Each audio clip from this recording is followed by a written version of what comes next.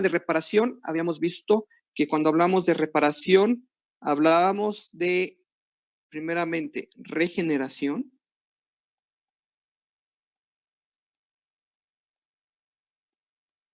Y después hablamos de cicatrización.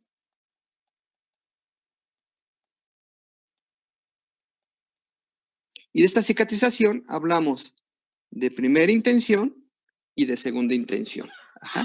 Y hablamos que dentro de esto, ¿no?, había ciertos requisitos que se tenían que cubrir para que se diera la regeneración o la cicatrización.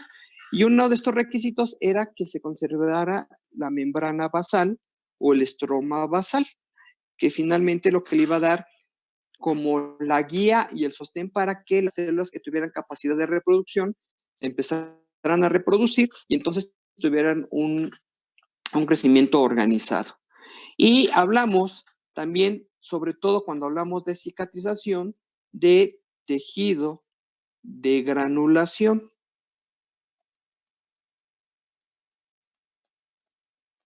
¿Qué es diferente a granuloma? Acuérdense que granuloma hace referencia a un proceso de tipo inflamatorio y que el granuloma nosotros lo clasificamos aquí en la materia como una inflamación crónica especial.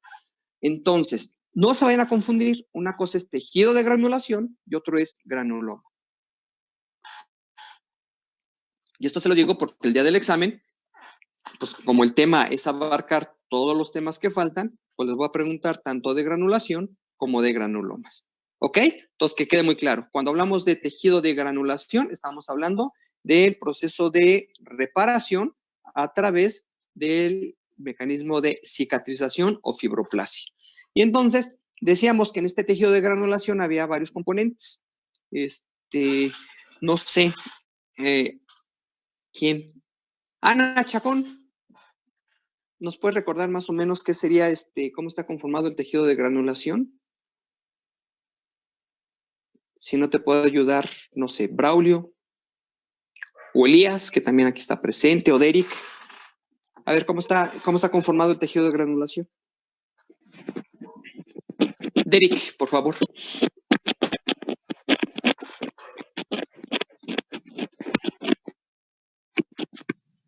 Ana, no te estamos escuchando nada, se oye mucho, se oye totalmente interferido.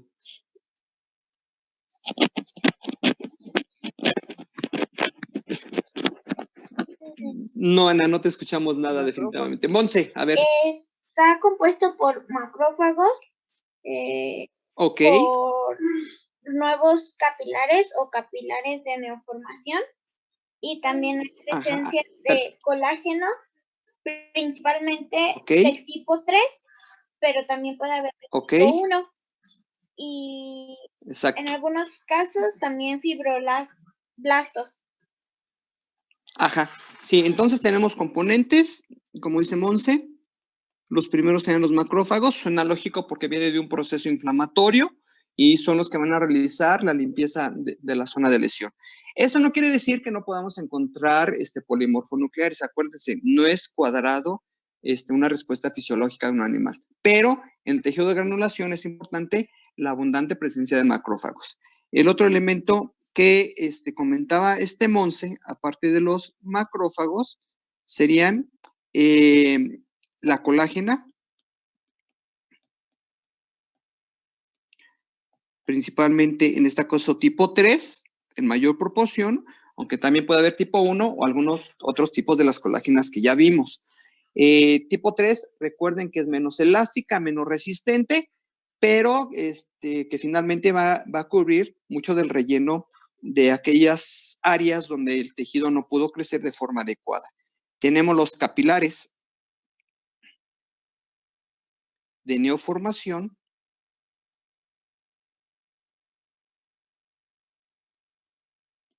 o también llamados angioblastos.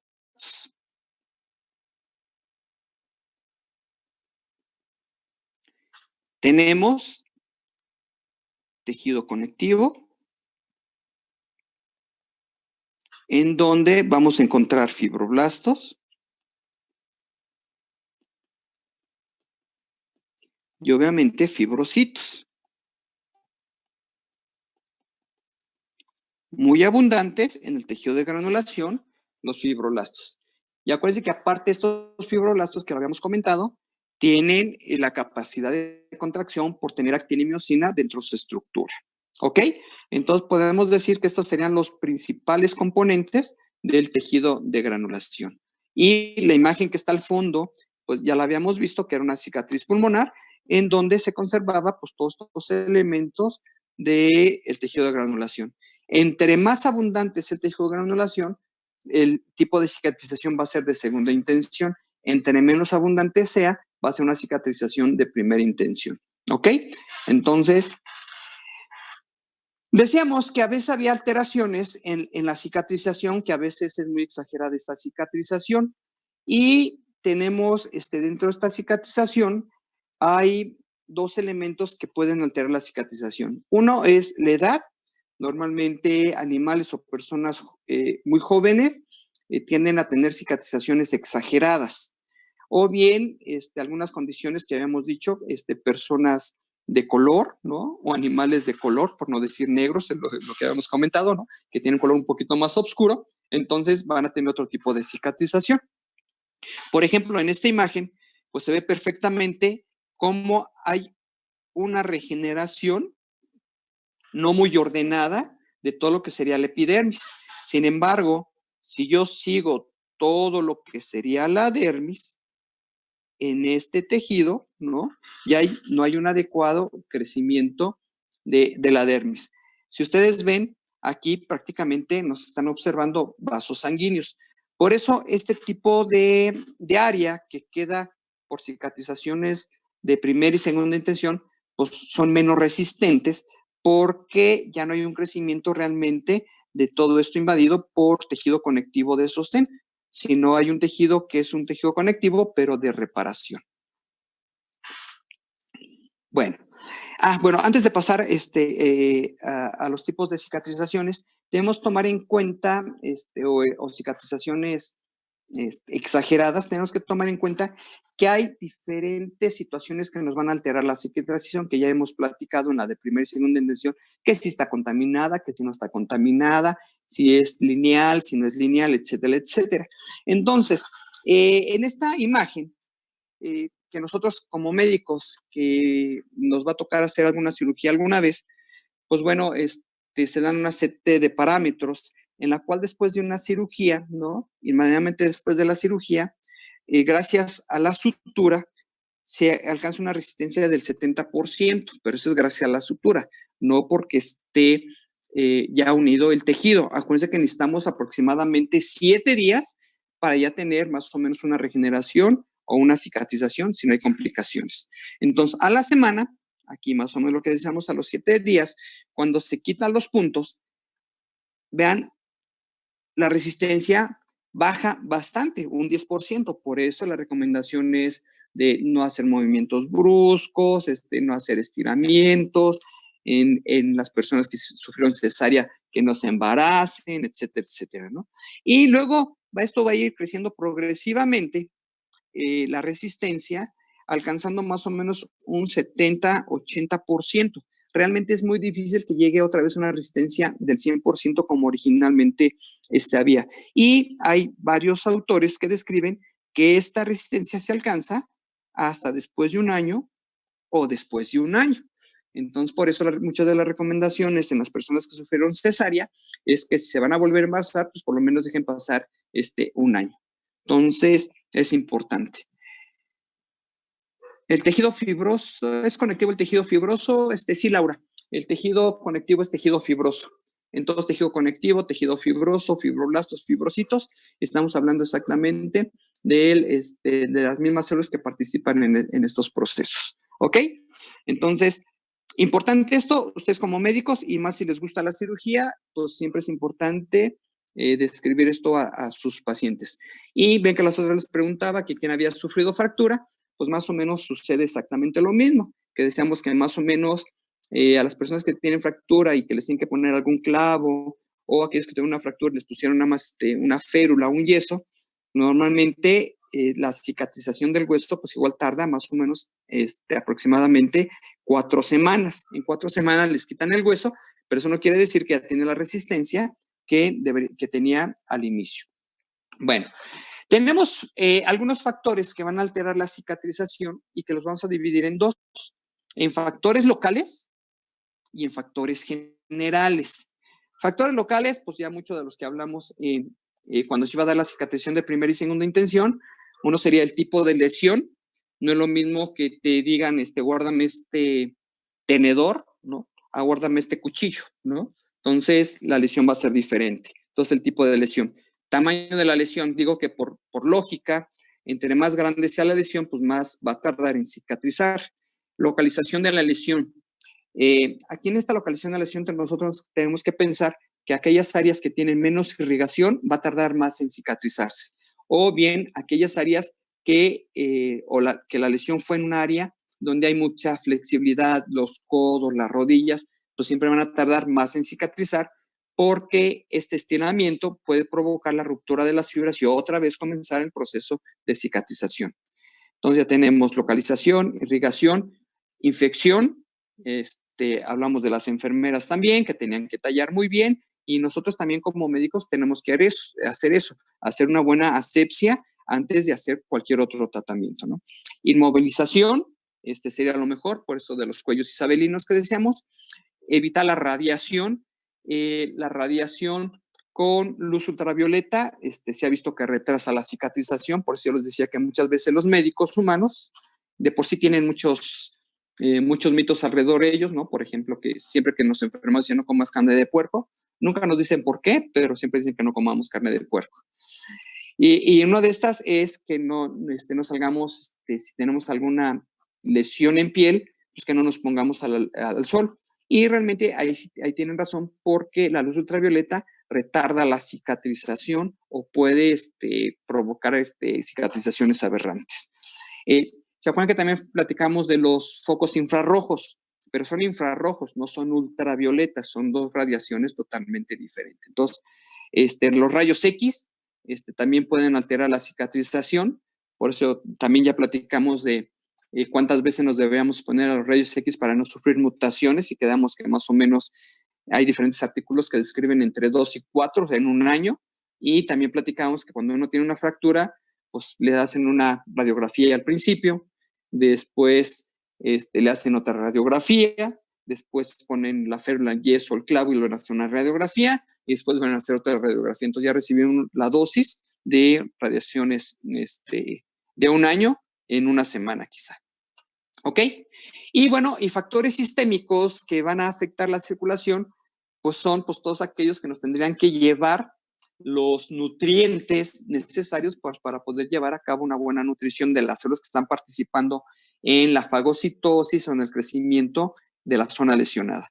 Y obviamente todos los estados circulatorios de fallas cardíacas, fallas circulatorias, trombosis, embolias, diátesis hemorrágicas, fallas en la coagulación, nos van a provocar un retraso en la cicatrización. Entonces, es lógico, si no hay irrigación, aunque haya crecimiento de angioblastos, estos angioblastos no van a poder llevar la sangre al sitio de la lesión.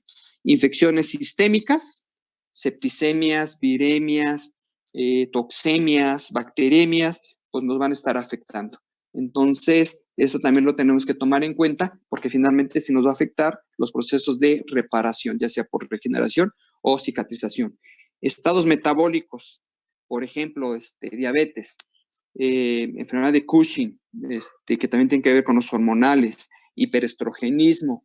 Entonces, todo esto nos va a alterar porque va a haber fallas. Si hablamos de diabetes, pues entonces no va a haber energía disponible para que haya mitosis de fibroblastos, no haya síntesis de colágenas, que las células que son lábiles no puedan multiplicarse a la velocidad requerida para poder llevar a cabo una buena reparación. Hormonales, por ejemplo, hiperestrogenismo, se ha visto que retrasa la mitosis. Hablamos de enfermedad de Cushing, entonces vamos a tener una elevada cantidad de corticosteroides, etcétera, etcétera. Entonces, todos estos estados nos pueden afectar de maneras, aunque son sistémicos, nos van a afectar la cicatrización local. Entonces, siempre que hagan alguna cirugía, pues tienen que tomar en cuenta todo esto para hacer una buena historia clínica y saber si tiene alguna alteración que va a retrasar la cicatrización, y esto decirle al cliente, explicarle por qué va a retardar la cicatrización. Dice Gloria que dónde sale lo de la carne de puerco. Ah, no, es que son dentro de los mitos que dicen los médicos, que dicen, es que no hagas esto porque, por ejemplo, la carne de puerco, cuando uno está enfermo, ¿no? Le dicen, no comas carne de puerco, o te dan antibiótico y dice que no puedes comer carne de puerco. ¿Cuál sería la razón por la que uno no podría comer carne de puerco? Ahora ya no hay ninguna. Antes la carne de puerco era muy grasosa, y entonces la grasa que tenía la carne de puerco alteraba el metabolismo del hígado, y alterar el metabolismo del hígado, el hígado iba a metabolizar primero la grasa y después el medicamento. Quizás muchos de ustedes no han llevado farma, pero ya muchos de ustedes saben que muchos medicamentos, para poderse activar, pues necesitan pasar por el hígado para poderse activar. Si el hígado está ocupado utilizando la grasa, pues no va a metabolizar de manera adecuada, no sé, un antibiótico no lo podrá transformar en su forma activa. Entonces decían que la carne de puerco era mala, pero eso ya tiene como 20,000 años, ¿no? Pero sin embargo, son de muchos de los mitos que dicen los médicos humanos que no hay que hacer, ¿ok? Por eso salió la carne de puerco, Gloria, ¿ok? Bueno, ok, entonces, si todo lo llevamos a cabo bien y hacemos buena historia clínica, buen tratamiento, pues tenemos una regeneración o cicatrización sin mucho problema. Pero si no, vamos a tener algunos errores en la cicatrización, no solamente porque sea un animal joven o sea un animal con piel oscura, ¿no? Entonces vamos a tener dos tipos de alteración o errores en la cicatrización. Uno sería la cicatrización hipertrófica y la otra es la cicatrización de tipo queloide. Se parecen mucho, pero son totalmente diferentes. Entonces, en la cicatrización hipertrófica, lo que nosotros vamos a tener va a ser una hipertrofia de las células, perdón, una hiperplasia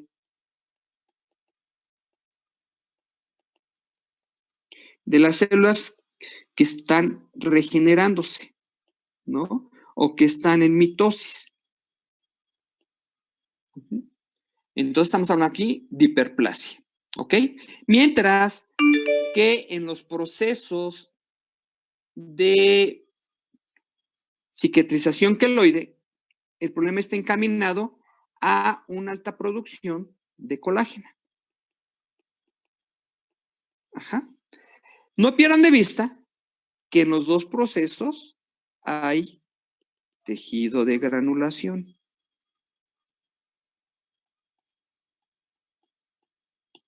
¿Ok? Al final son parte de un proceso de la cicatrización. ¿Ok? Bueno, ya con estas dos conceptos separados, en la cual uno hay hiperplasia de forma exagerada y en el otro hay una producción de colágeno de forma exagerada, pero conservando todas las características del tejido de granulación, pues básicamente eso va a ser la gran diferencia. El problema con este tipo de cicatrizaciones es que, por ejemplo, si yo tuviera aquí la piel y aquí tuviera una lesión, ¿no?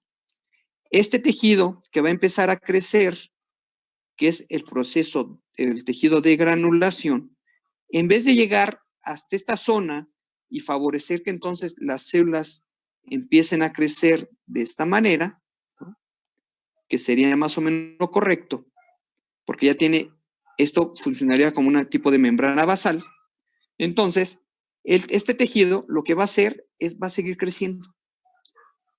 Va a seguir creciendo, va a seguir creciendo y va a quedar sobresaliente en la zona de lesión. Y seguramente ustedes van a tener un tipo de cicatrización, ¿no? En la cual al haber mucho tejido conectivo, ya las células por contacto, las células que estaban en mitosis por contacto van a detener su crecimiento.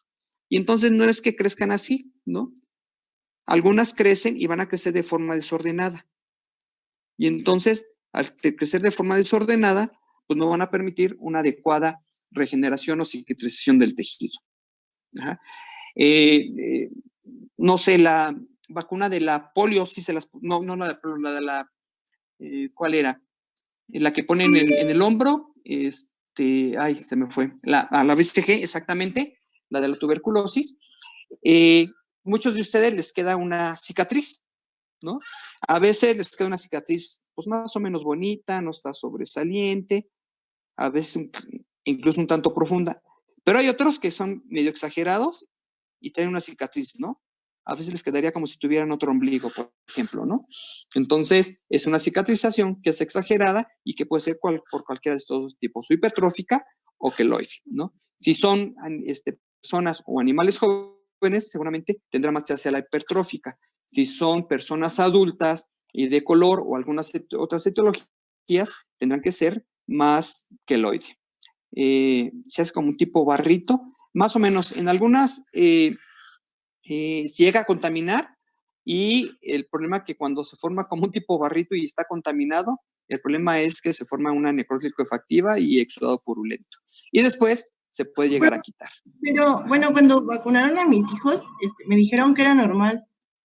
O sea, se hace así como un barrito, o sea, se hace como un granito más bien, y ya después se va quitando así poco a poco. Porque nos dicen incluso que no lo aprietes y que no le pongas nada y que así lo dejes, ¿no? Así, lo que pasa es que acuerda que aquí estamos en un proceso inflamatorio. En ese proceso inflamatorio mucha gente confunde, porque hay una necrosis, que es una necrosis licuefactiva, pero es una necrosis licuefactiva no contaminada, por eso dice no lo exprimas porque lo puedes contaminar. Entonces aquí, aunque eso se hace crónico, lo primero va a empezar una inflamación aguda, y en esta inflamación aguda, al tener un antígeno desconocido, lo va a atacar. Esa es la idea, precisamente, de que llegue las células inflamatorias, van a llegar neutrófilos y macrófagos.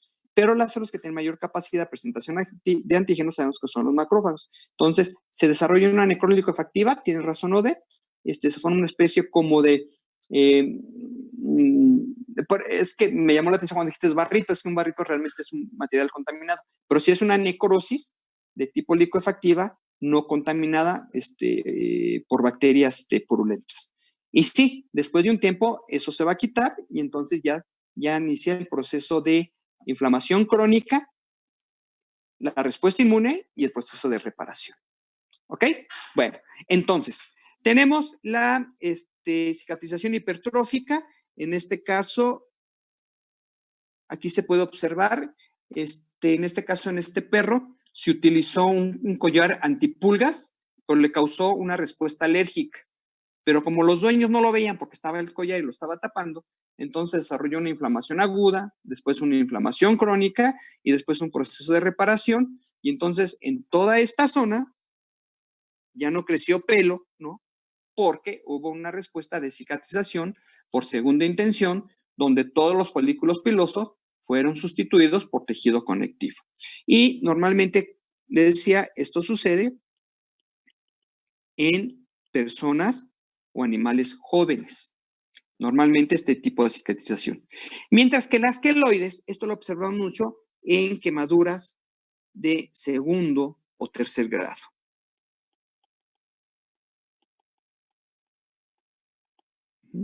Y si ustedes ven, esto es totalmente la diferencia. Sí, Oliverio, ¿me vas a preguntar? No escuché quién. ¿Qué pasó? Sí, dime. Estaba buscando imágenes de la cicatrización, la hipertrófica y la queloide. Sí. Y bueno, salió que la hipertrófica también tiene un exceso de colágeno. De hecho, básicamente son lo mismo.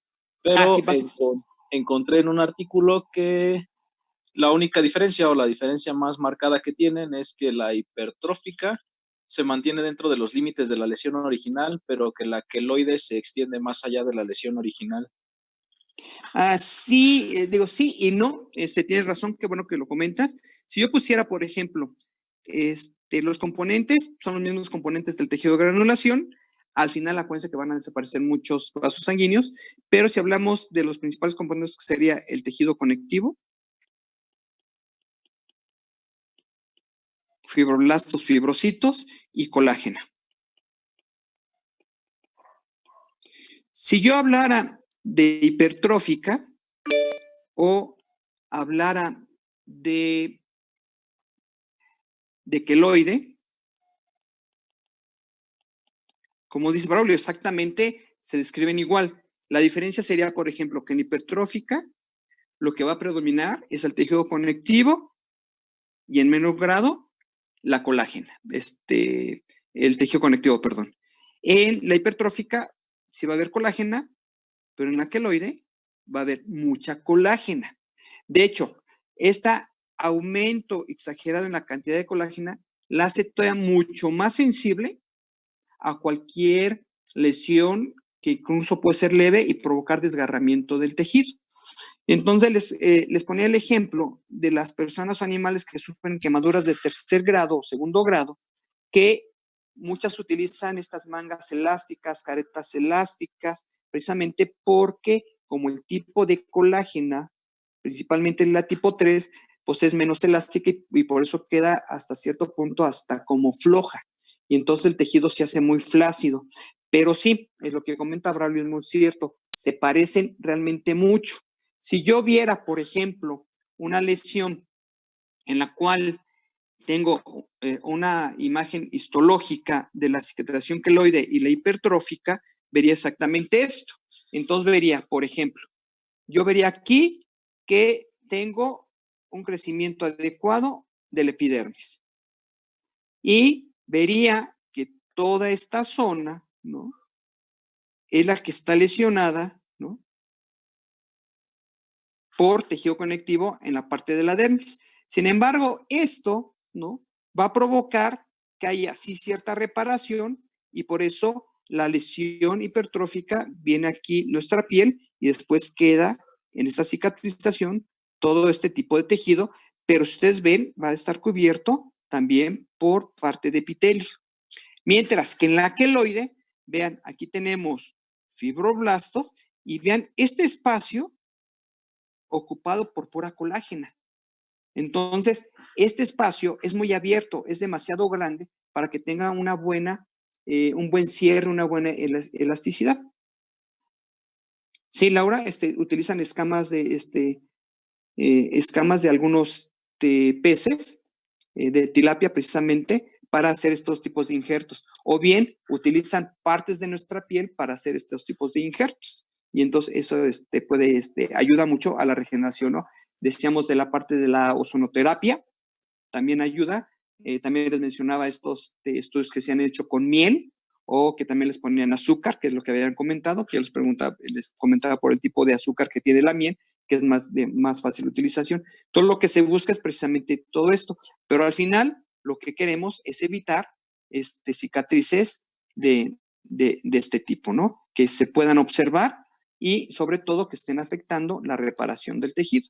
Y les decía, esto es clásico en las quemaduras de tercer grado. Alta, todo esto, si yo lo observaría en el microscopio, vería la imagen de hace rato, en la cual hay mucha colágena, y aquí es donde veríamos el crecimiento de los fibroblastos. Y en este crecimiento de los fibroblastos, por eso lo que comentaba Braulio, dice, bueno, no está tan bien definida, porque bueno, yo estoy viendo la superficie, pero seguramente está extendiendo abajo de la dermis el crecimiento de esos fibroblastos. Entonces, donde se dice que no está tan bien delimitada la queloide como la hipertrófica. Pero al final, ni una ni la otra queremos, porque van a afectar también el crecimiento o el buen desarrollo de las células. Y en este caso, del tejido. Ok. ¿Dudas hasta aquí? No, todavía no se pueden ir, todavía no terminamos. Profe, una vez nos había comentado en segundo semestre un maestro que también se puede utilizar para mejorar la cicatrización placenta. Han utilizado varias, la placenta también se ha llegado a utilizar. Mucho se dejó de utilizar porque no era una placenta bien tratada y luego provocaba más contaminación, que es muy importante. Sobre todo se empezó a utilizar en pacientes con quemaduras de segundo y tercer grado. El problema es que de por sí ya son sensibles a las contaminaciones, porque al haber quemaduras de segundo o tercer grado, este tejido necrosado es un medio muy rico para el crecimiento de bacterias. Entonces empezó a dejar de utilizar ese tipo de la placenta, porque pues ya saben, ¿no? Dice, la placenta sirve y la agarra y ya se la pone, ¿no? Me tocó ver también que, por ejemplo, algunas personas utilizaban papel de estraza y se lo ponían en la zona de lesión. Dice, no, es que con estos cicatrizan más rápido. Y tú decías, no creo, ¿no? Y se lo ponía, ¿no? Y era la creencia.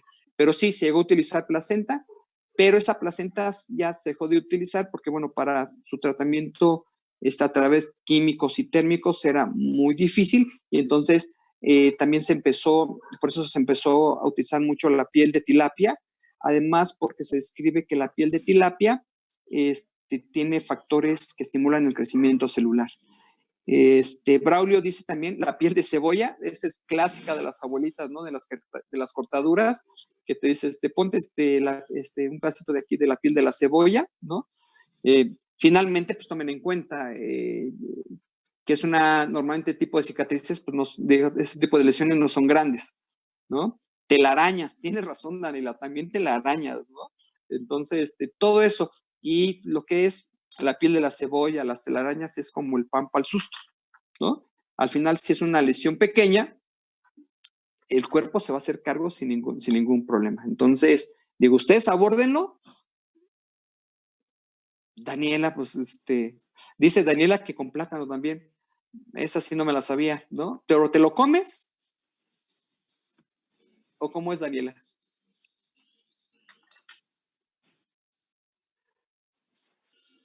Ah, te pones, ¿pero la cáscara de plátano o el plátano? Pues mi abuelita decía que para los moretones, la cáscara del plátano te la tienes que estar sobando en el moretón para que se te quitara. Y más o menos seguramente pasaban como 72, ¿no? A 5 días, ¿no? O sea, te la frotabas 3 días y al cuarto día se te quitaba. Es como las escrituras, ¿no? Como las escrituras, ¿no? Pero bueno, es un moretón, ¿no? Y bueno, y también acuérdense que un moretón, ¿qué es un moretón? A ver, recuérdame, ¿qué es un moretón? Un hematoma, ok, podría ser, pero un hematoma si lo definimos así, un hematoma sería una hemorragia elevada. ¿Y un moretón?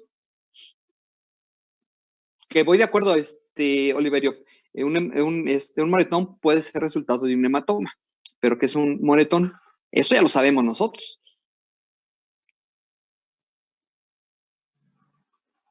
Daniela dice que también es un hematoma. No, pero ya explicamos un moretón. ¿Qué es un moretón? Hasta explicamos lo que se aprecia es la hemosiderina, ¿no? Como tal. Exactamente, y es la hemosiderina, que es lo que viene después de la hemorragia. Entonces, por eso Oliverio y Daniela tienen razón. O sea, el moretón proviene de una hemorragia. En este caso puede ser un hematoma, una sufusión, varias equimosis, etcétera, etcétera. Pero acuérdense que sí, nosotros describimos los ataques de vampiro, ¿no? Que los moretones era por la acumulación de hemosiderina. Ok, entonces, bueno, todos esos remedios, hay que tomarlos en cuenta. Acuérdense que nosotros estamos tomando medicina, ¿no? Y entonces, al tomar medicina, esta parte de medicina, pues tenemos que tener muchos más elementos y más criterio para poder hacerlo, ¿no? Es como cuando uno ve un perro con un collar de limones, ¿no? Pues seguramente no le van a servir nada porque la piel es permeable, ¿no? Perdón, es más bien impermeable, pero para nosotros nos ayuda al diagnóstico. Si nosotros vemos un perro con un collar de limones, sabemos que seguramente tiene traqueobronquitis, tos de las perreras. Entonces ya nos facilitó el diagnóstico, entonces ya cuando llega a consulta, pues ya sabemos más o menos qué es lo que puede tener ese perro, ¿no? Entonces, y dicen, no, sí, con el collar de limones se cura, sí, porque también el proceso de enfermedad pues dura aproximadamente como entre 5 y 7 días si no hay complicaciones. Y seguramente después de 7 días le quitan el collar de limones y se va a curar, ¿no? Entonces, bueno, hay que tomar lo bueno y lo malo.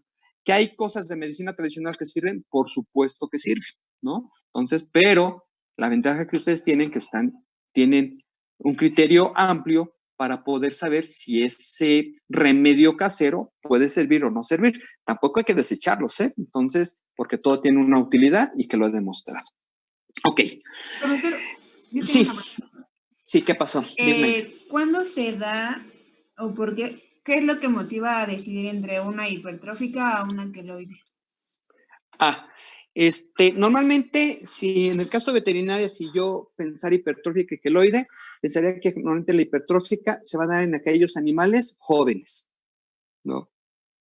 Y ¿Qué condiciones me van a favorecer la cicatrización hipertrófica? Casi siempre contaminaciones, irritaciones constantes. Si ustedes ven, por eso se empezaron a utilizar mucho los cuellos isabelinos, porque ustedes hacían la cirugía, quedaba muy bonita, pero el animal se estaba lamiendo, se estaba irritando, se desprendían los puntos, tenían que volverle a poner puntos, y entonces todo eso provocaba una cicatrización de tipo hipertrófica. Entonces, si lo dejáramos correr de manera natural, ¿no? Esto tendría que ver con una respuesta, sobre todo de animales jóvenes, porque sus células son muy activas, entonces tendrían más hacia la hipertrófica. No quiero decir que ni todos los animales jóvenes, ni todas las personas jóvenes siempre van a desarrollar una cicatrización hipertrófica. Entonces, algunos sí y algunos no. Entonces, es como en la familia. Hay gente que se lesiona y no le quedan la cicatrización por ningún lado. Y hay gente que en una pequeña lesión, híjole, parece que si lo hubieran revolcado. Entonces, también hay gente que tendemos a cicatrizar de manera exagerada, ¿no? Yo, por ejemplo, me hago una cortada y entonces pues, luego ya por mi edad ya no es hipertrófica, ya se tiende a ser un tanto queloide, ¿no? Pero ya es mi condición fisiológica propia, ¿no? Entonces, eso es lo que condicionaría. Y la queloide, pues, sobre todo, las razas de color negro, obscuras, tienden más hacia este tipo de cicatrizaciones. Sin embargo, esto no quiere decir que una raza clara no pueda tener este tipo de cicatrización. ¿Sí, más o menos, Jaime? Sí, profesor, gracias. Bueno, se lo pregunté yo, pero sí. Era Samantha. Perdón, Samantha. Es que aquí me apareció Jaime. Perdón, Sam. Entonces, no ¿sí queda claro, Sam? Sí, muchísimas gracias. Perfecto. Si me dicen así, digan su nombre, ¿no? Porque es que luego sí me aparece y luego no me aparece, ¿no? No se preocupe, ¿no? Gracias, profesor. Ok, empezamos. Sí, ¿qué pasó? Yo, ¿Eres? Jaime. Okay, Jaime Reyes. Perfecto. Entonces, por ejemplo, ya ve que le había comentado de que pues en mi familia decían que mi mamá y mi hermano tenían cicatrización queloide, pero pues nosotros somos bien blancos. Entonces, ajá, ¿eso sería por genético o algo así? Sí, tendría que ver la parte de la genética. Y pues tendrías que ver muy bien, ahorita ya que conoces los dos tipos de cicatrizaciones, si es queloide o más bien es hipertrófica, ¿no? Porque la queloide pues se ve como los de quemaduras de segundo o tercer grado. Entonces realmente es muy notoria. Si ustedes se fijan, no es una hipertrófica, generalmente es muy sobresaliente, mientras que la queloide es o un tanto plana o un tanto deprimida. Entonces, a lo mejor, si ustedes tienen una cicatrización y sobresale de la zona de lesión, quizás sea más hipertrófica que queloide. Ok, gracias, Doc. Después nos mandas imágenes para hacer una clasificación. Sí, le voy a tomar foto a la cicatriz de mi mamá. Vale, va que va. Ok, yo también voy a tomar unas fotos de mis cicatrices para que vean. ¿Ok? Vale, pues. Bueno, entonces continuamos con el otro tema que es inmunopatología. Realmente este tema es muy sencillo porque es prácticamente un repaso de lo que ustedes ya vieron en sus materias previas. Y en este término de inmunopatología vamos a ver tres cosas. Vamos a ver hipersensibilidad, ¿no? Yo no sé por qué se pasmó la imagen. Vamos a ver hipersensibilidad. Vamos a ver también la parte de autoinmunidad y vamos a ver también la parte de inmunodeficiencia. Entonces, hipersensibilidad, pues es más que conocida por ustedes, ¿no? Los diferentes tipos de hipersensibilidad. Autoinmunidad, ¿no? Es como no quererse uno mismo, ¿no? Que prácticamente es lupus. Y inmunodeficiencia, que bueno, pues son como del pan de cada día de los médicos veterinarios. Y si ustedes ven ahorita con la contingencia, pues muchos de los problemas de comorbilidad, en los problemas graves del COVID, pues tienen que ver sobre todo con la inmunodeficiencia. ¿Ok? Entonces, vamos a hacer un repaso. Esto ya se lo saben, por eso les digo que este examen, pues realmente lo más complicado es que se aprendan pues, cuál es la función de los diferentes mediadores químicos, pero ya todo lo demás es realmente muy sencillo. ¿Ok? Entonces, es importante acordarse que para montar una buena respuesta inmune es muy importante la presentación del antígeno. Y en esta presentación del antígeno tenemos que tomar en cuenta los complejos mayores de histocompatibilidad, tanto los tipo 1 como los tipo 2. Y entonces, en estos complejos de histocompatibilidad,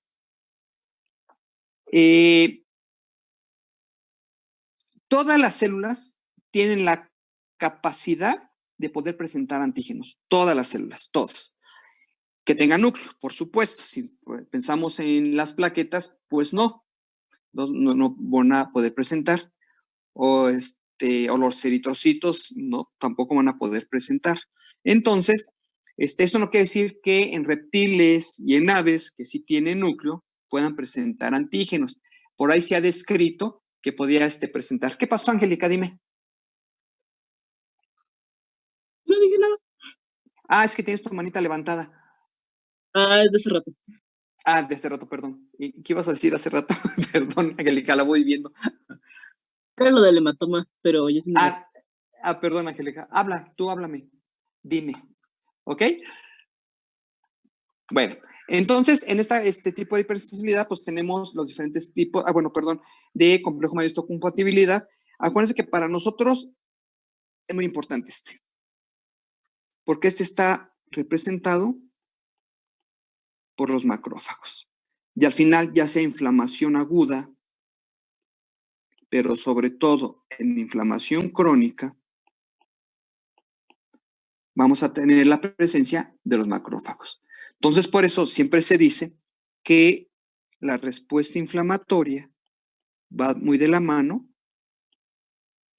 con la respuesta inmune, donde una es de tipo inespecífica, mientras que la otra es de tipo específica. Ajá.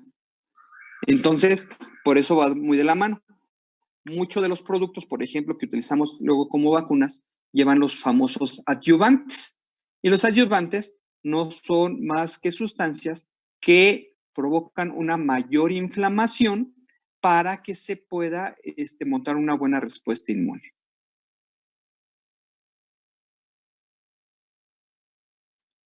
Ah, sí. Ode comenta de Netflix que hay un capítulo de que por qué nos resfriamos. Sí, está muy bueno, ¿no? Entonces, porque nos da una explicación, una fisiología, una fisiopatología muy, muy detalladita, ¿no? Ok. Este tipo de hipersensibilidades tenemos de anafilaxia y hemos platicado de todas ellas. Ya ustedes son todos unos expertos de las anafilaxias.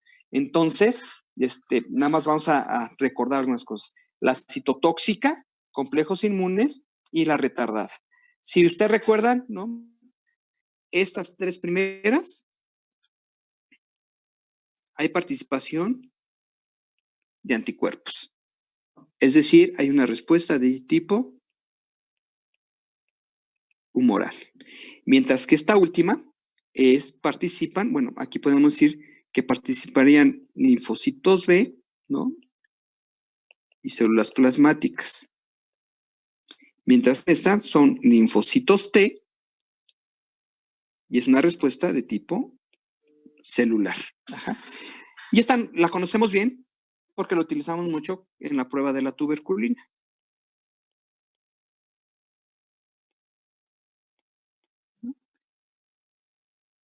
Y de otras muchas pruebas, ¿no? Por ejemplo, la vacuna de la BCG pues es como si fuera una prueba de la tuberculina, básicamente.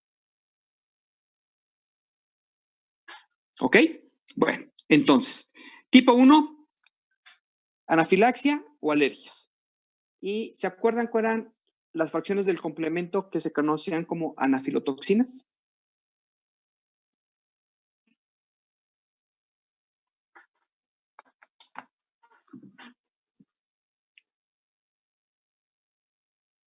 ¿Alguien?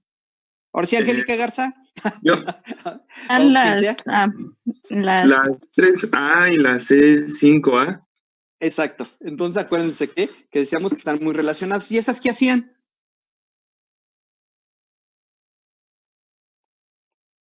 Activan a los mastocitos. ¿Y a quién más? Linfocitos B. El sistema de complemento, ¿no? No. Si son anafilotoxinas, acuérdense que aquí una parte importante es la histamina. Digo, sí participa en todo esto, estoy de acuerdo. Pero ahorita, anafilaxia y anafilotoxinas. Unas activan a los mastocitos. ¿Qué tienen los mastocitos? Histamina. Histamina, ok. O células cebadas, ¿no? Que es lo mismo. ¿Qué otras células tienen histamina? Linfocitos. ¿Linfocitos? ¿Seguros? Yo dije basófilos. Ah, basófilos, exacto. Entonces tenemos mastocitos, basófilos, nos falta una. Ah, aquí decía Braulio, ¿no? Plaquetas. Exacto, ¿no? Acuérdense, todas estas tres células no se las debe olvidar, porque además son parte de la respuesta inflamatoria aguda, y la histamina es parte de los primeros cambios de aumento de permeabilidad y vasodilatación. ¿Ok? Entonces, por eso son llamadas estas anifilotoxinas que pueden ser parte de la respuesta de anafilaxia. En esta respuesta de anafilaxia tenemos ejemplos el asma, las alergias, ¿no? Y todo nos puede llevar a un cuadro de choque. ¿Ok? Azarel, ¿qué es el choque?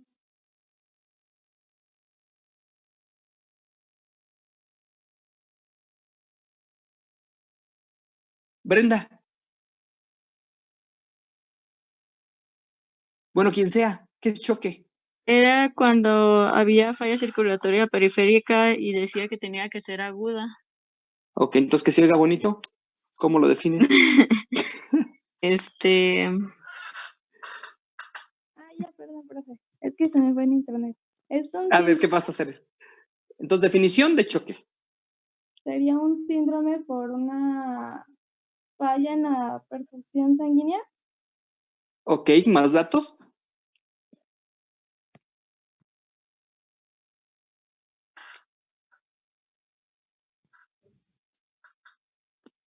Que puede ser por una hipoxia o debido a una isquemia.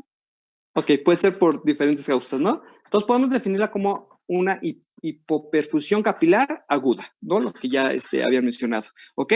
Entonces, bueno, pues ese es el gran problema de las alergias o de las anafilaxias que nos pueden llevar a un cuadro de choque de tipo anafiláctico. Ok, entonces, en este proceso, es muy importante la participación de esas fracciones del complemento, pero al mismo tiempo también es importante la participación de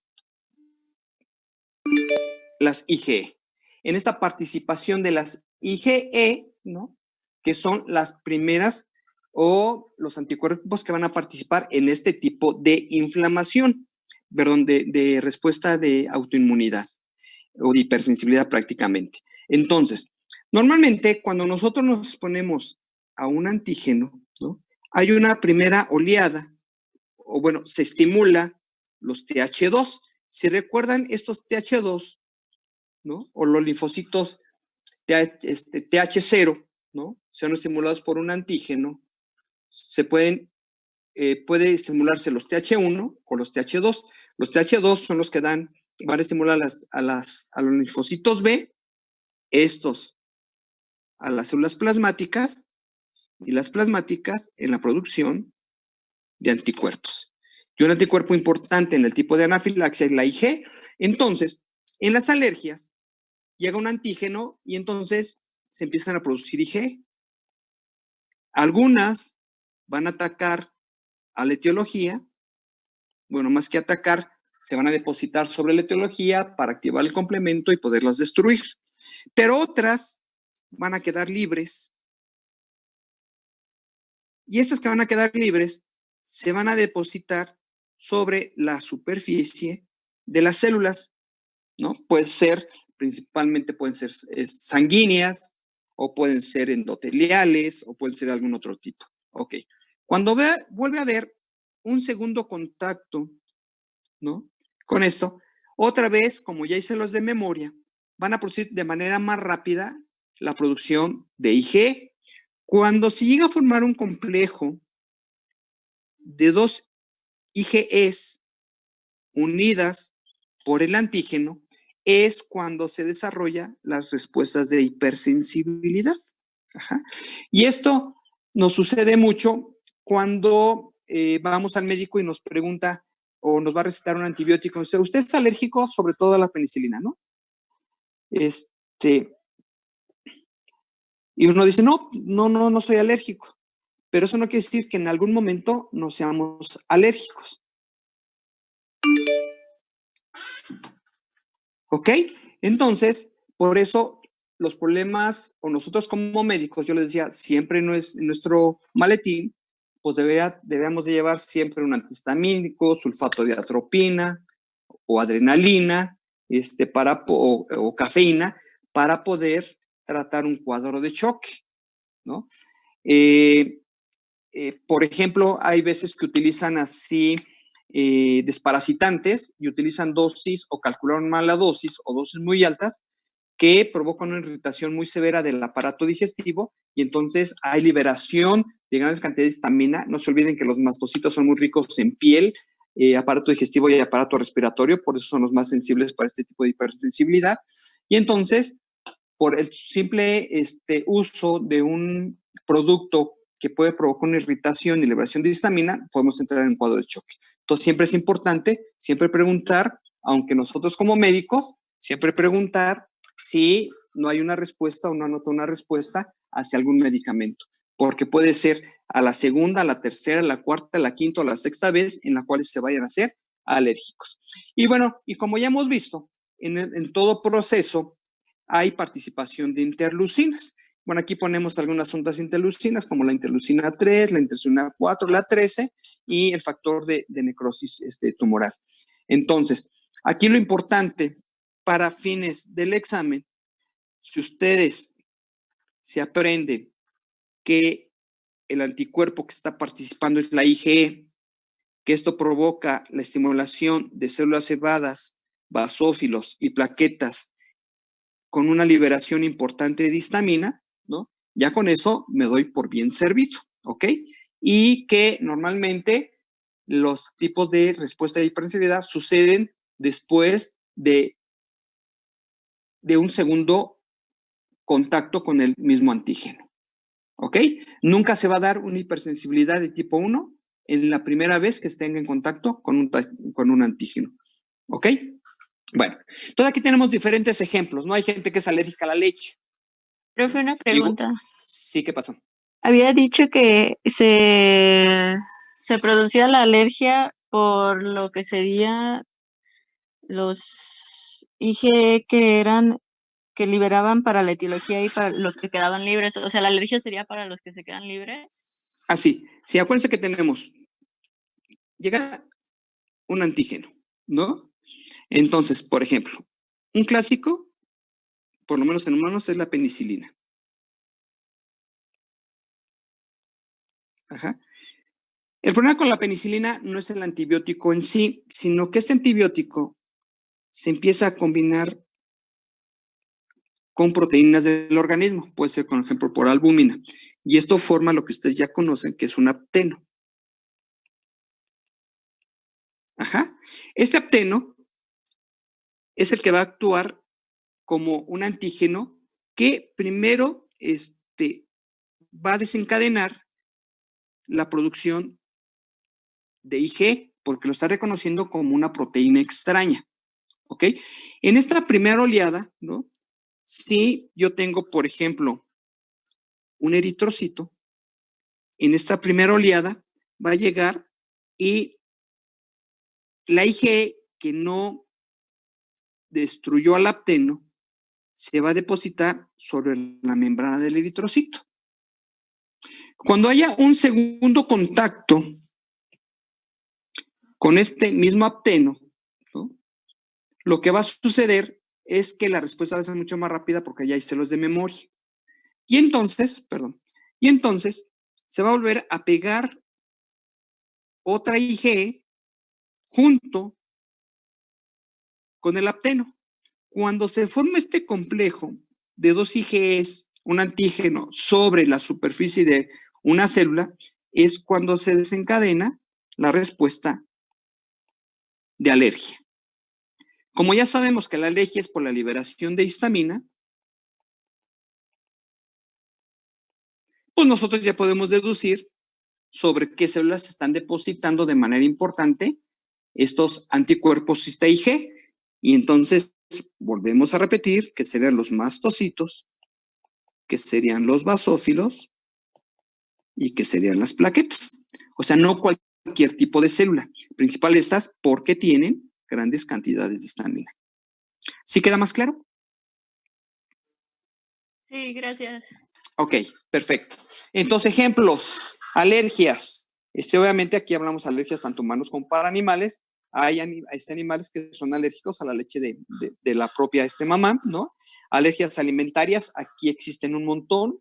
No sé si les ha tocado con sus propias mascotas que luego tienen que cambiar de alimento para que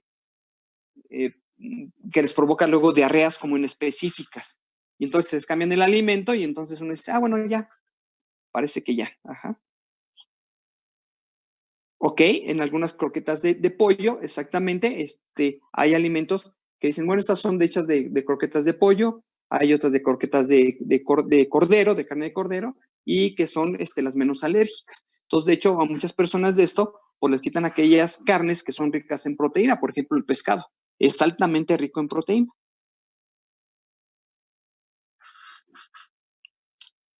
Entonces, dermatitis alérgicas, esas, ¿alguien tiene alergias a algo en especial?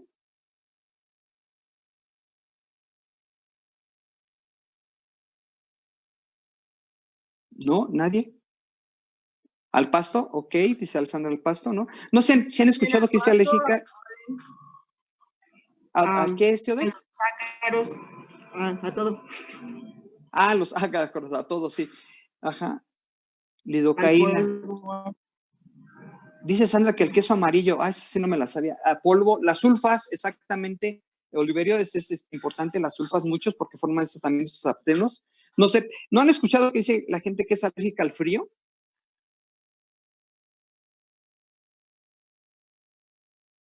¿O alguien de ustedes es alérgico al frío? ¿Sí? ¿Al sol? ¿Y de veras se puede ser alérgico al frío y al sol?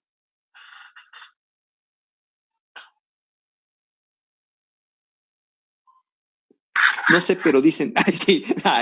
Bueno, pero ustedes qué dicen. ¿No sería realmente una dermatitis más que ser una alergia?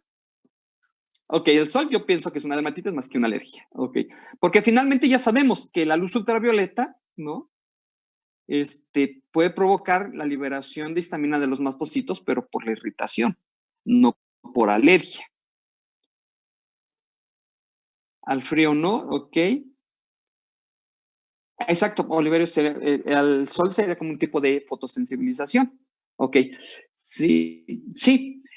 No, pero hay gente que dice, es que estoy alérgica al frío. No, no es que seas alérgica al frío. Lo que pasa es que el frío provoca una parálisis de cilios, donde tus cilios cuando se movían normalmente bien, ¿no? El antígeno que podía entrar lo podía desechar o lo podía quedar atrapado por el moco y sacarlo.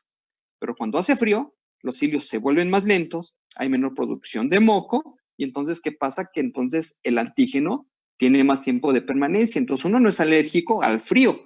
Para empezar, el frío no es una proteína. Y nosotros sabemos que para que se pueda montar una respuesta inmune, tiene que ser de alto peso molecular, extraño al organismo y una serie de requisitos. Entonces, esto de que, me da alergia al frío, no existe. Podrá favorecer procesos de alergia, ¿ok? Entonces, tenemos aquí otro, dermatitis alérgica inhaladas, entonces tenemos que tener diferentes, puede ser al polen, ¿no? Decían al pasto, alérgicas, esto a los piquetes de pulga, por ejemplo, ¿no? Dermatitis, esto es dermatitis por piquete de pulga, ¿ok? En esa dermatitis por piquete de pulga, la pulga para poderse alimentar, sus secreciones, ¿no? Tienen anticoagulantes, pues para poder seguir alimentando. Entonces, estas secreciones son a base de enzimas y las enzimas sabemos que son de tipo proteico. Ajá. Entonces, sin embargo, vamos a ver más adelante que las alergias constantes por piquetes de pulga pueden pasar de un tipo de hipersensibilidad tipo 1 a un tipo de hipersensibilidad tipo 4. Es decir, volverse de humoral a celular. Pero eso necesitaría pasar mucho tiempo, ¿no? Granulomas eosinofílicos. Un granuloma, ya quedamos que es una respuesta inflamatoria, ¿ok? Aquí lo que está haciendo es la clasificación de los eosinófilos. Y nosotros ya habíamos dicho que los eosinófilos generalmente están presentes en las hipersensibilidades tipo 1. ¿Por qué dijimos que estaban presentes los eosinófilos? Si no tienen histamina.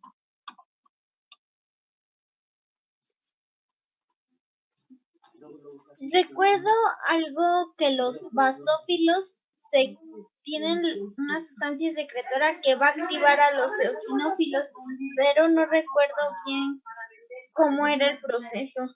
Como el proceso, por ahí va, Monse. ¿Quién más? ¿Quién se recuerda?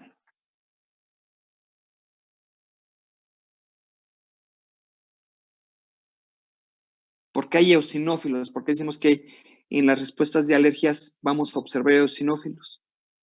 También ya lo mencionamos.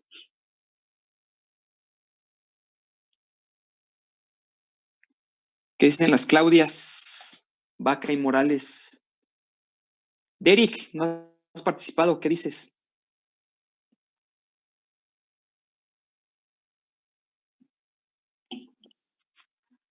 Doc, ¿podría ser una reacción alérgica, pero que se deba a parásitos?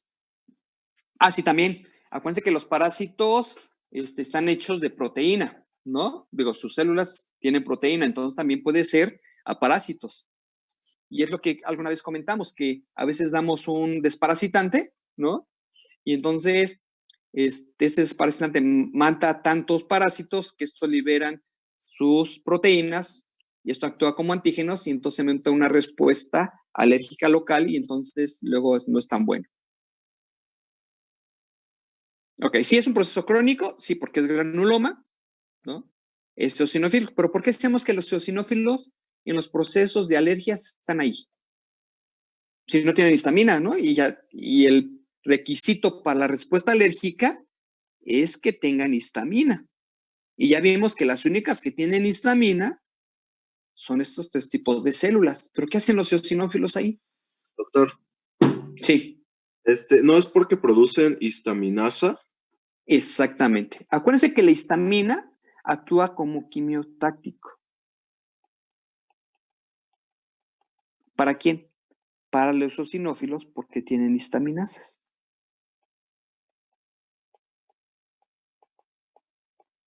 Muy bien. Eres Derek, ¿verdad? Entonces, esa es la razón. No, soy Iván. Ah, perdón, Iván. Ay, ¿no? Entonces dígame, porque es que algo que no me aparece aquí. Al principio sí me aparece.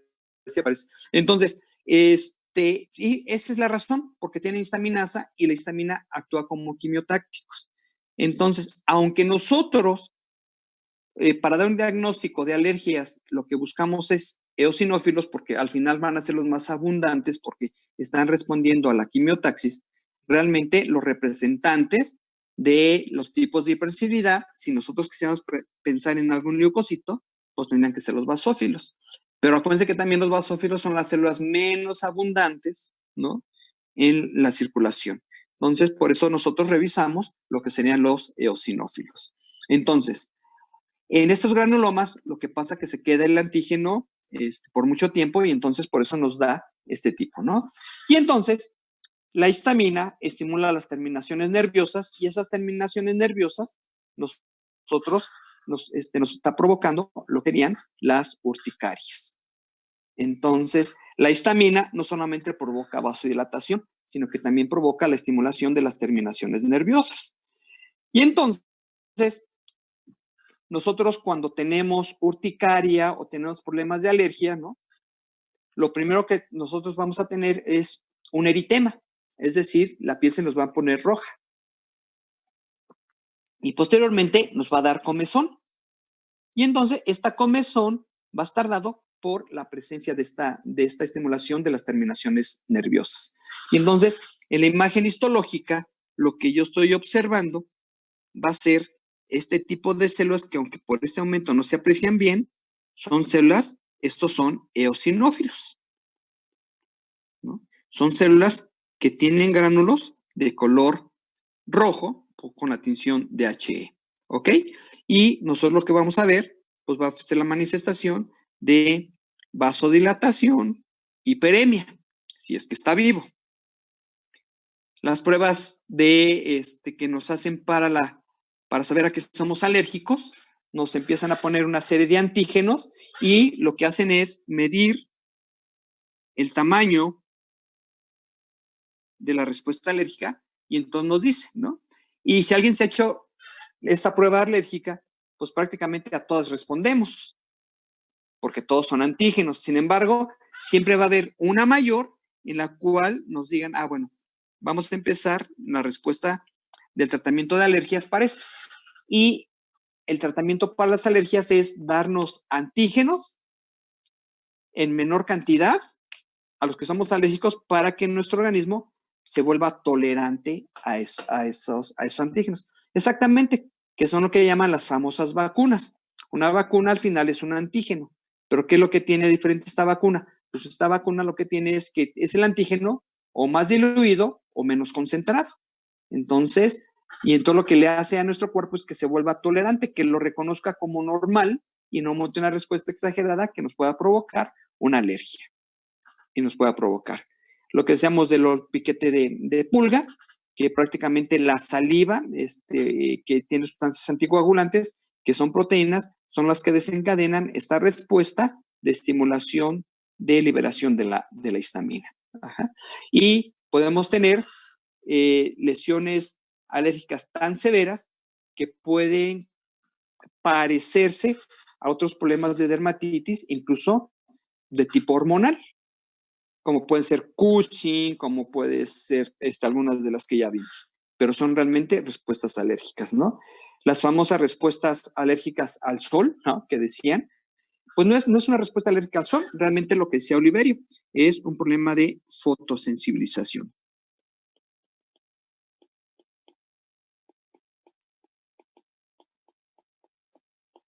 Profe, la alergia a Sí. los perros y a los animales es más bien a su saliva, ¿verdad? Bueno, aquí puede ser a la saliva o lo que ya mencionaban. Acuérdense que todas las especies, todos los animales, nosotros mismos, nos estamos descamando constantemente. Y la descamación es parte de la piel y la piel son proteínas, bueno, son células que tienen proteínas. Entonces, muchas de estas alergias, algunas veces son a la saliva, pero la mayoría de ellas son a la descamación de la piel. Por ejemplo, la alergia a los gatos, ¿no? O a cualquier otra especie, como tú dices, Oliverio, es básicamente a la piel descamada de estos animales, ¿no? ¿Alguien es alérgico a alguna especie? Digo, porque uno es veterinario y ni modo. O sea, yo tengo amigos veterinarios que son alérgicos a los equinos y entonces obviamente pues se tratan de alejar los equinos porque si no. A los gatos, haces bien, Daniela, haces una buena alergia para no tener gatos, ¿no? Entonces, yo no soy alérgico, pero es como si fuera alérgico a los gatos. Entonces, a ellos, ¿no? Y si no confundir fotosensibilización con alergias. ¿Se acuerdan de alguna sustancia fotosensible?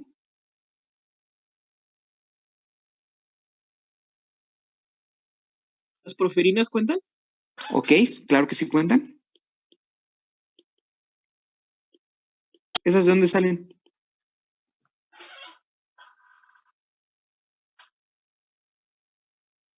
Bueno. ¿Sí? La que venía la de las plantas. Ok, exactamente, Jaime, es lo que quiero que me digan. Ya la dijeron. ¿Clorofila? ¿No? No es la clorofila, decíamos que los animales, ya dijo Azarel, la filoeritrina, ¿no? Que proviene de la clorofila, exactamente. Entonces, esta proviene de la clorofila. ¿Y las porfirinas? No me acuerdo que tiene que ver con la bilirrubina. Tiene que ver con las bilirrubinas, sí, exactamente. De aquí estas se convierten en bilirrubinas. ¿Y las porfirinas?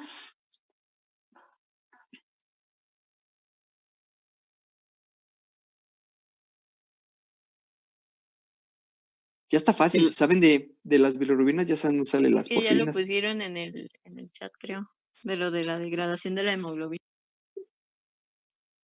Ok, pero ¿de qué? Por la hemoglobina es el grupo E y la globina. ¿De dónde vienen las porfirinas?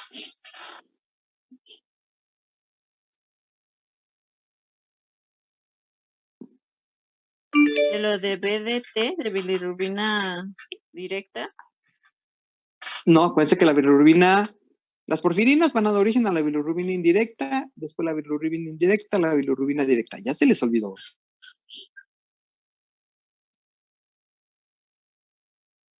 ¿Y las porfirinas? Sí, estoy de acuerdo, viene de la hemoglobina, del grupo M, ok. Pero el grupo M, ¿no?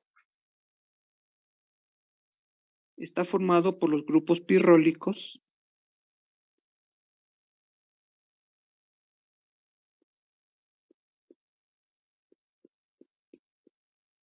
unidos por el hierro.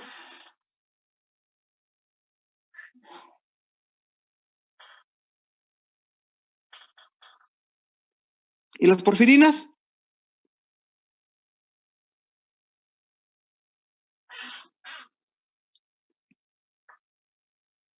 Nada más uno, no se amontonen.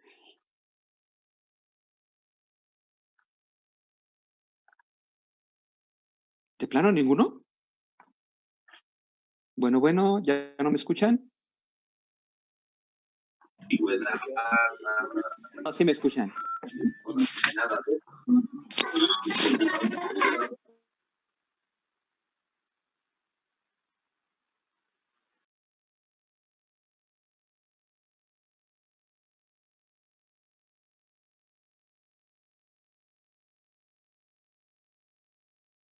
Pero usted no se oye.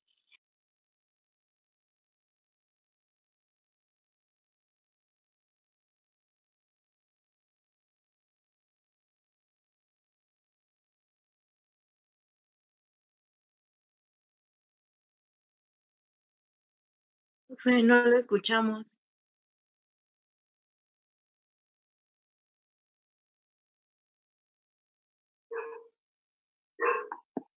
¿Ya me escuchan, no? Ya. Ok. Ya se oye. Bueno, entonces, si hay una reducción del CO2.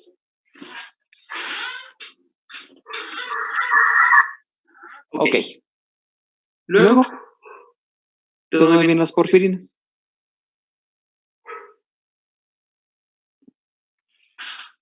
Aquí dice.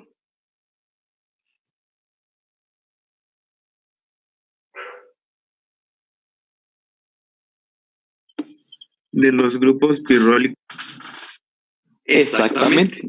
De los grupos pirrólicos al sufrir una reducción. Perfecto. Ok, ahí me siguen oyendo, ¿verdad? Sí.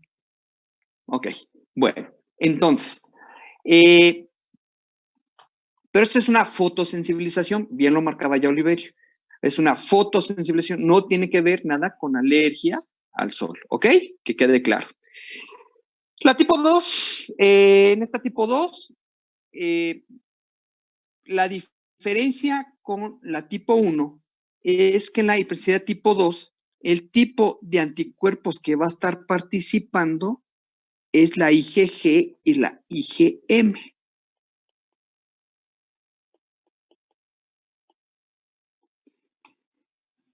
Acuérdense que este tipo de anticuerpos son muy eficientes activando al complemento. Entonces, por eso es la gran diferencia entre la tipo 1, que es la IgE, y en esta citotóxica, que es la IgM y la IgG. ¿Cuál es la diferencia? Que bueno, esta llamarse citotóxica quiere decir que si yo tengo un epitelio y en este epitelio se empiezan a depositar IgGs o IgMs, ¿no? Van a activar al complemento y el complemento va a provocar la destrucción o la necrosis de cualquier epitelio o cualquier tipo de célula.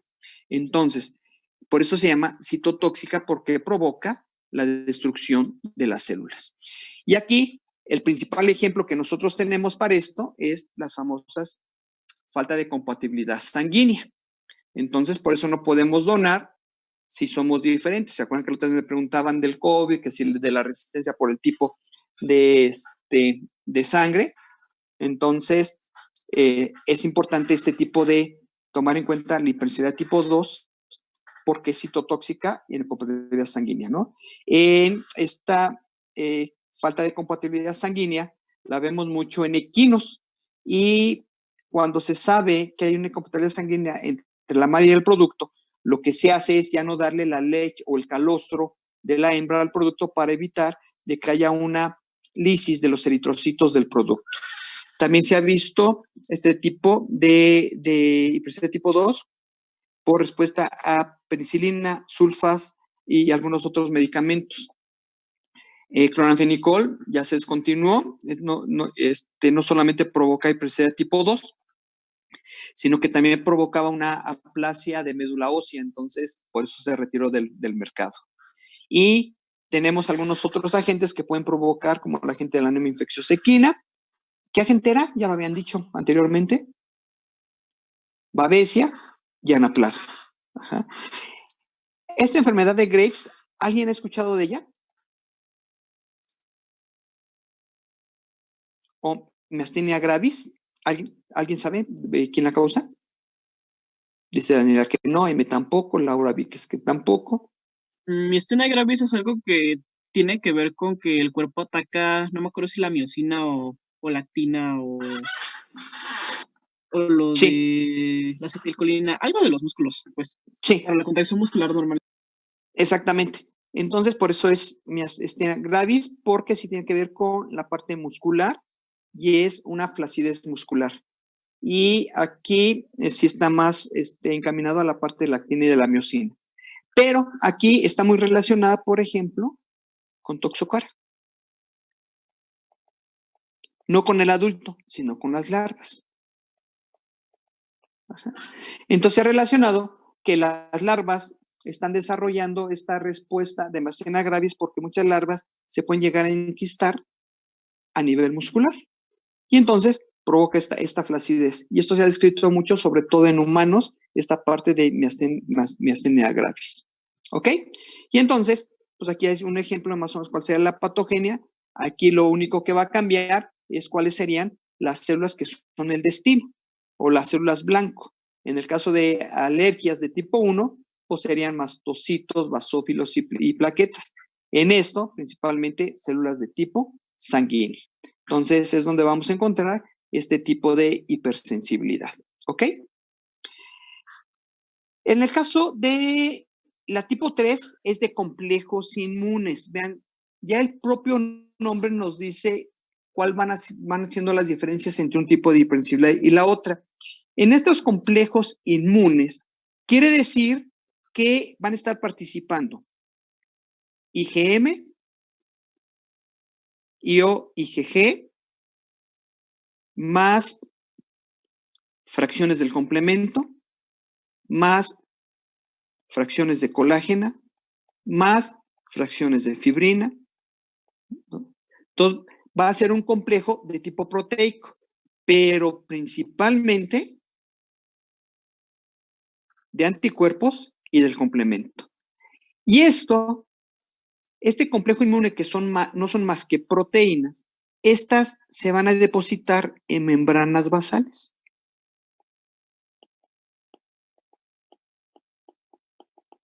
Y principalmente se van a depositar en membranas basales de órganos de filtración.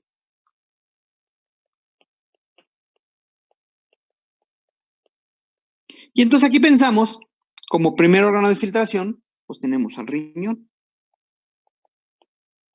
Pero de aquí también podemos encontrar al vaso, al hígado y a los pulmones. Podemos decir que más o menos este sería el orden de afectación. Pero, como nosotros sabemos de fisiología y de anatomía, sabemos que si se afecta el riñón, pues prácticamente se va a afectar todo el organismo. Entonces, por eso este tipo de hipersensibilidad tipo 3 de complejos inmunes es muy importante, sobre todo a nivel de riñón, porque se van a empezar a depositar sobre las membranas basales. Y si yo pienso en membranas basales del riñón, pues tenemos la primera membrana basal, tenemos lo que sería la cápsula de Bowman. Pero también tengo membranas basales en las células del glomérulo, en las membranas basales de los túbulos contorneados proximales y distales. Entonces, imagínense que si ahí se forma un complejo de membranas, ya no se puede llevar a cabo la filtración del riñón. Por lo tanto, si no hay filtración del riñón, no se puede llevar a cabo la eliminación de aquellas sustancias que son dañinas para el organismo. Y, por ejemplo, en la opacidad corneal causada por adenovirus, ¿no?, que es transitoria, es porque estos complejos inmunes se van sobre la córnea. Una vez pasada la enfermedad, la córnea puede llegar a su estado sin cambios patológicos que tenía antes de la enfermedad. Entonces, es una reacción temporal, en este caso, de las córneas.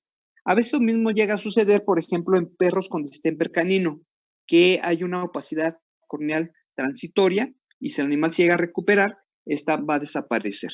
Entonces, pero como ejemplos más comunes tenemos, por ejemplo, adenovirus, tenemos en aquellos animales que se utilizan para producir sueros hiperinmunes.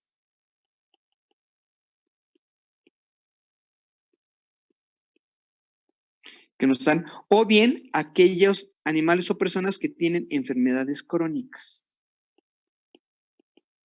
¿No? ¿Por qué crónicas? Porque está estimulándose la producción de IgG o de IgM de manera crónica. Y entonces van a empezar a depositar, por ejemplo, ¿qué enfermedades crónicas? Por ejemplo, podemos pensar en neoplasias que se pueden llegar a ser crónicas y por eso muchas veces llegan a complicar a aquellos pacientes que tienen problemas de neoplasias. ¿Ok? Entonces tenemos enfermedad del suero, hepatitis infecciosa canina, fiebre porcina clásica, en problemas de lupus, piometras, fíjense, problemas de piometra nos puedes dar, este tipo, o enfermedades de estafilococos en piodermas que nos pueden afectar. Y si nosotros pensamos en piodermas, por estafilococos pensamos en cerdos. La artritis reumatoide también nos va a provocar este tipo de enfermedad. Si yo veo esta imagen histopatológica, lo que yo estoy observando es, en este caso, vean, este color eosinófilo que se ve aquí, no es más que los depósitos de membrana, de complejos inmunes sobre la membrana basal. Si yo lo llego a observar aquí, en esta parte también se empieza a observar. Entonces, imagínense que todo esto está lleno por depósitos de complejos inmunes. No va a poder haber una filtración hacia la cápsula de Bowman y por lo tanto no va a pasar a lo que serían los túbulos. Y esta es una tinción de paz. Acuérdense que la tinción de paz tiene glucoproteínas y realmente los complejos inmunes no es más que la acumulación de diferentes glucoproteínas, como pueden ser los anticuerpos, fracciones del complemento, etc. Y entonces aquí vemos que es un paz positivo y donde podemos observar muy bien dónde están las membranas. Si ustedes ven en la luz de los túbulos, también hay proteína, pues porque los túbulos ya están lesionados, porque son atacados por los anticuerpos y el complemento, y entonces dejan ya pasar por la filtración de la proteína. ¿Okay? Si yo pudiera observar esto, por ejemplo, anemia infecciosa equina, hepatitis infecciosa canina, yo lo que voy a observar es una vasculitis. Todo esto sería el vaso sanguíneo.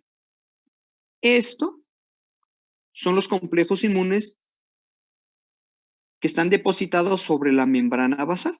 Entonces, si tengo una membrana que está alrededor de los vasos sanguíneos, lo que hay dentro de los vasos sanguíneos no va a poder salir para nutrir o oxigenar, pero tampoco va a poder regresar las sustancias que son tóxicas al vaso sanguíneo. Entonces, se empieza a poner o dar una enfermedad de tipo 3 que desarrolla una vasculitis, como es el caso de la hepatitis infecciosa canina, de la anemia infecciosa equina.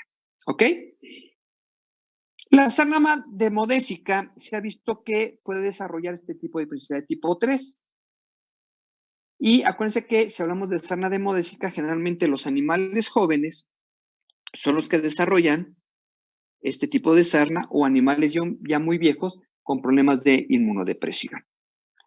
Y finalmente tenemos la tipo 4. En esta tipo 4 es la retardada, que es la de lo que utilizamos para la prueba de la tuberculina. Acuérdense que de todas es la única diferente.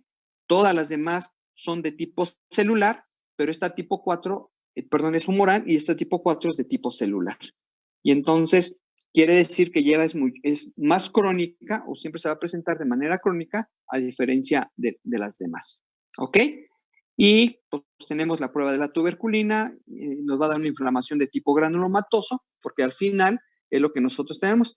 Y la respuesta de la BCG lo que provoca es una reacción granulomatosa, que después es sustituida por una cicatrización. ¿Ok?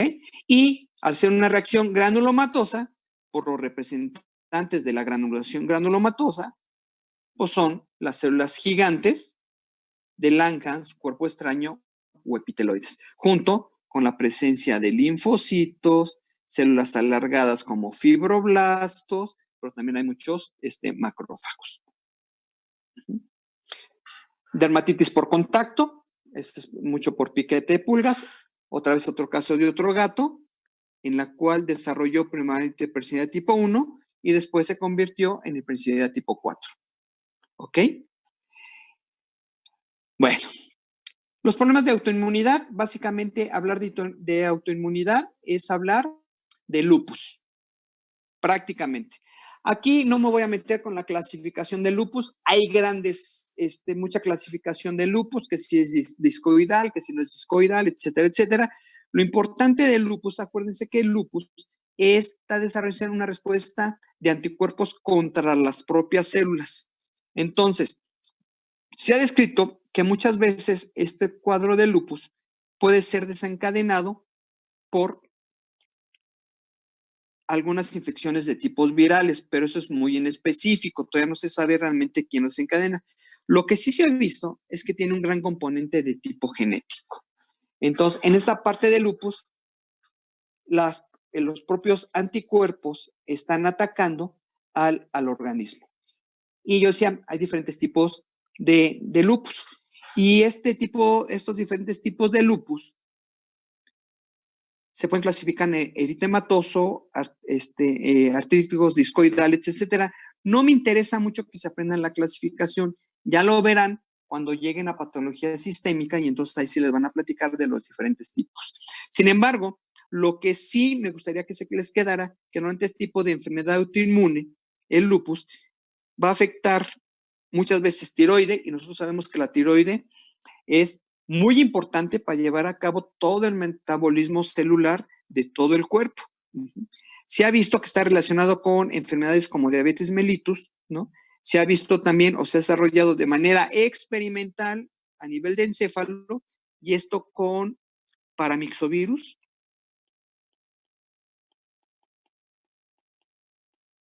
causante de distemper canino, por eso es de manera experimental.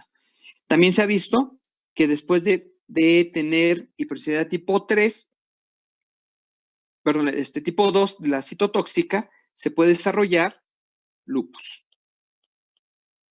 Pero únicamente se ha especulado. O sea, realmente no hay una causa específica para lupus. El principal componente siempre va a ser de tipo genético. Y al ser de tipo genético, pues cualquier parte del organismo puede estar afectada. Y esto se ha descrito en este orden. Los humanos son los que padecen más lupus, después los caninos, los felinos y los equinos. No hay descrito así lupus en rumiantes, ni grandes ni pequeños, ni en cerdos, ni en aves. Y el problema con el lupus es que al hacer la presencia de anticuerpos y activación del complemento, lo que se está provocando es una necrosis. Ajá. Entonces, se están atacando las propias células. Entonces, pero imagínense que el lupus estén atacando a las propias células del hígado, a las propias células renales, que realmente es lo complicado de este tipo de enfermedad. Bueno, Cuando la respuesta autoinmune es muy localizada, muchos le han dado el término de pénfico, ¿no? El lupus casi siempre se utiliza como para decir que es una respuesta autoinmune generalizada, mientras que pénfigo se utiliza para decir una respuesta autoinmune de tipo localizado. Y también hay diferentes tipos de pénfigo, tampoco me interesa que se los aprendan. Me interesa que se aprendan que el pénfigo y el lupus son respuestas de autoinmunidad. ¿Ok?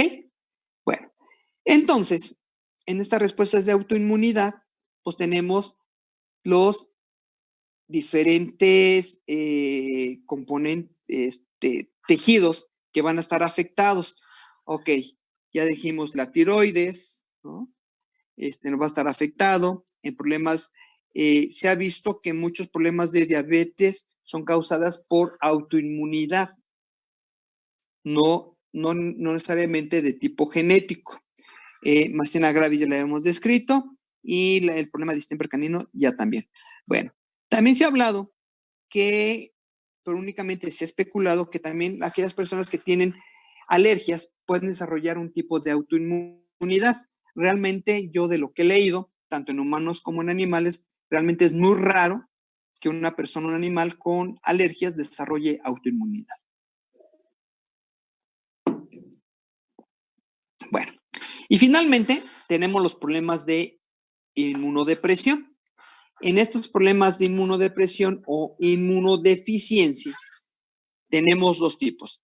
La primaria, que tiene que ver con que o no hay linfocitos o los anticuerpos que producen no son suficientes, ¿no? Cuando hablo de linfocitos son tanto los B como los T, ¿ok?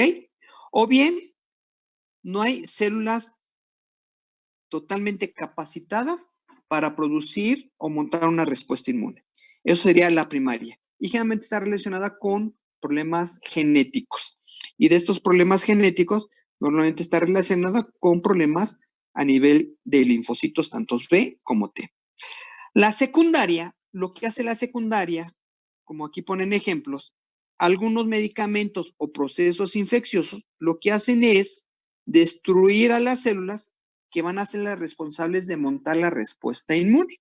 Entonces, hipersensibilidad tipo 2, que ataque a las leucocitos o a las células de defensa, nos puede provocar una inmunodeficiencia de tipo secundaria. Esto nos queda muy claro. Nosotros sabemos que muchos agentes, sobre todo virus, atacan los centros linfoides. Y al atacar los centros linfoides, porque ahí es las células donde se van a replicar, lo que nos van a provocar es que no haya suficientes linfocitos circulantes y capaces de producir o anticuerpos o hacer un ataque de tipo celular. Entonces, esas son las que tenemos nosotros. ¿Cuáles son las más comunes en veterinaria? ¿No? Pues las secundarias y principalmente por agentes virales. No quiere decir que agentes bacterianos o algunos agentes parasitarios no puedan provocar inmunodepresión, pero por excelencia los agentes virales. Y bueno, tenemos ejemplos de algunas enfermedades que nos pueden provocar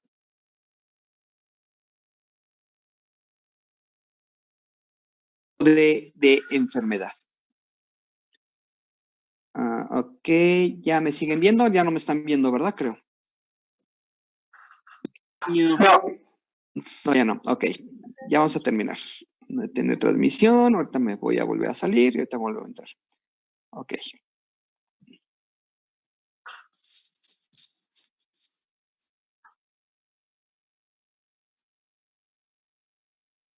Todavía no me ven, ¿verdad? Todavía no ven la presentación. No, todavía no. Bueno, no sé qué pasó. Comenzamos. Ok.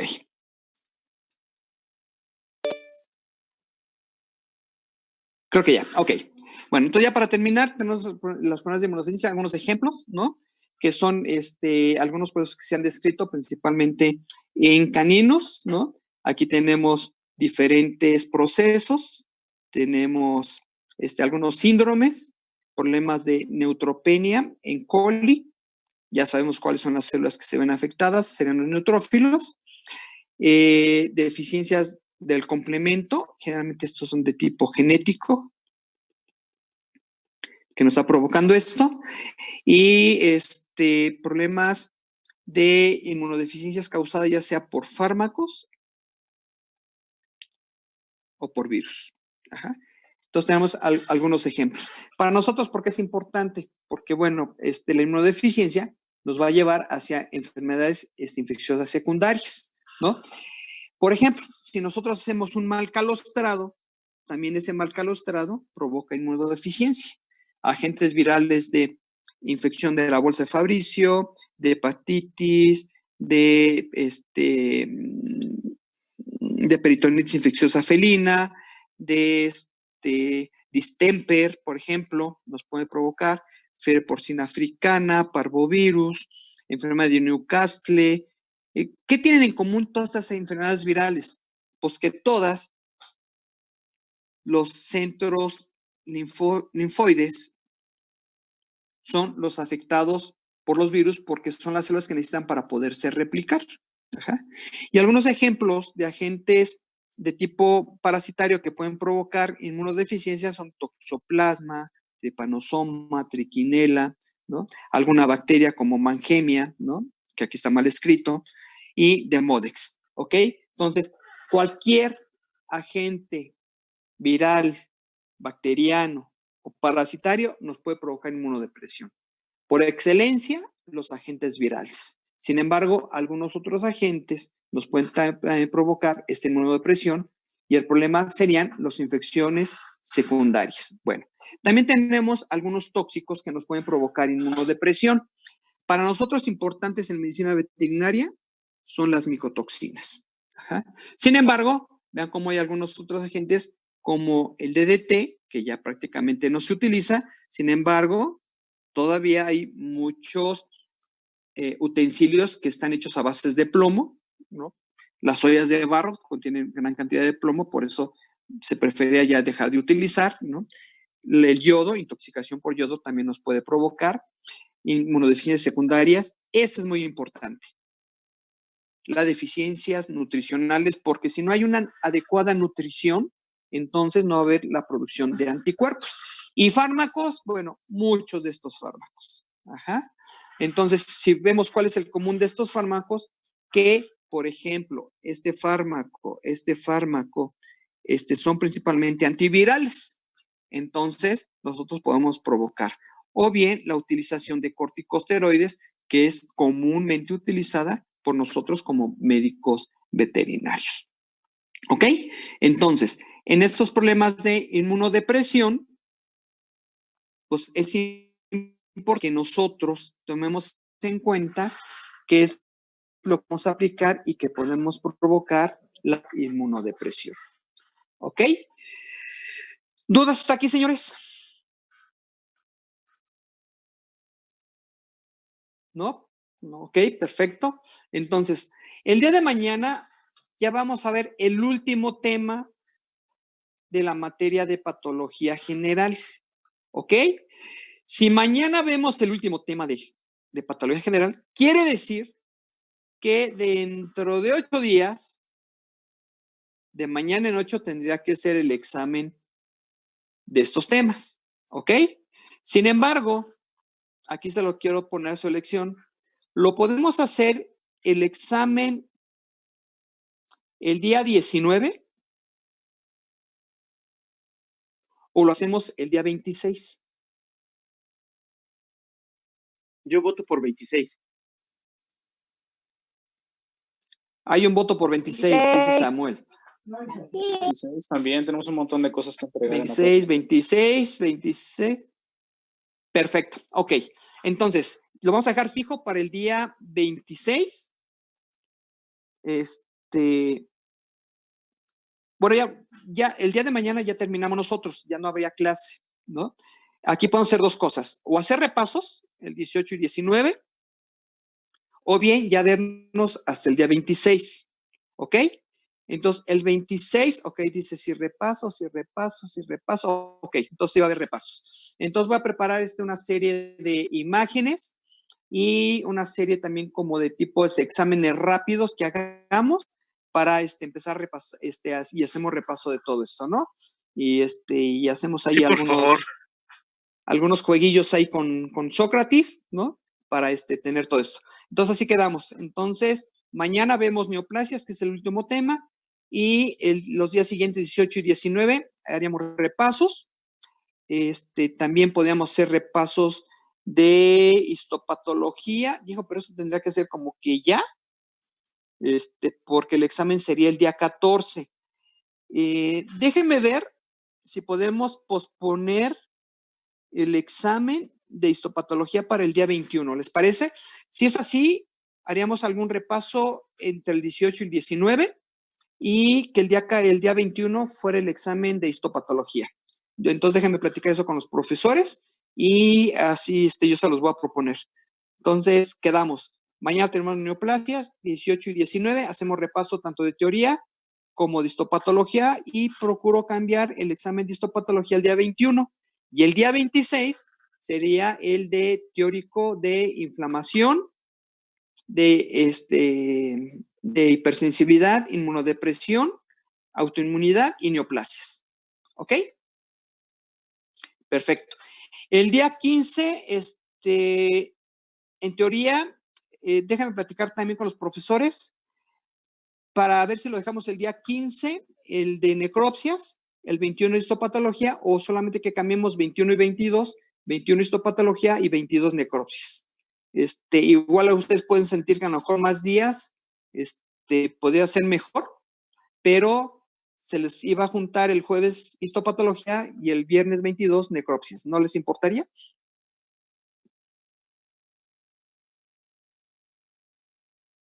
¿Puede repetir cómo dijo esa opción? Sí, esa opción sería.